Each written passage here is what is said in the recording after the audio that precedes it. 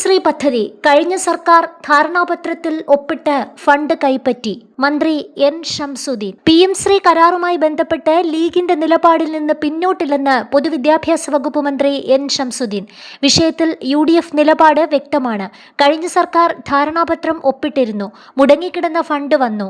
എന്നാൽ ശ്രീയിൽ ഒപ്പിട്ടതിൽ വിവാദമായതോടെ ധാരണാപത്രത്തിൽ നിന്ന് പിൻവാങ്ങുന്നു എന്ന് പറഞ്ഞ് കത്ത് നൽകിയിരുന്നു. ഒപ്പിട്ട ധാരണാപത്രത്തിന്റെ ഭാവിയാണ് നോക്കേണ്ടതെന്നും അദ്ദേഹം പറഞ്ഞു. അതുമായി ബന്ധപ്പെട്ട് പൊതുവിദ്യാഭ്യാസ സെക്രട്ടറി റിപ്പോർട്ട് സമർപ്പിച്ചിട്ടുണ്ട്. റിപ്പോർട്ട് പരിശോധിച്ച ശേഷം തീരുമാനമെടുക്കുമെന്നും മന്ത്രി എൻ ഷംസുദ്ദീൻ പറഞ്ഞു. എല്ലാ സ്കൂളുകളിലും സ്കൂൾ തുറക്കും മുമ്പ് തന്നെ ടെക്സ്റ്റ് ബുക്കുകൾ എത്തിക്കാൻ സാധിച്ചിട്ടുണ്ട്. ഫിറ്റ്നസിന്റെ പേരിൽ സ്കൂൾ തുറക്കാതിരുന്നിട്ടില്ല. കാലപ്പഴക്കം കൊണ്ടാണ് ചില സ്കൂൾ തുറക്കാതിരുന്നത്. സെൻസസ് ഡ്യൂട്ടി ഇല്ലാത്ത അധ്യാപകരുടെ സ്ഥലമാറ്റത്തിനുള്ള നടപടി ഉടൻ ഉണ്ടാകുമെന്നും മന്ത്രി എൻ ഷംസുദ്ദീൻ പറഞ്ഞു.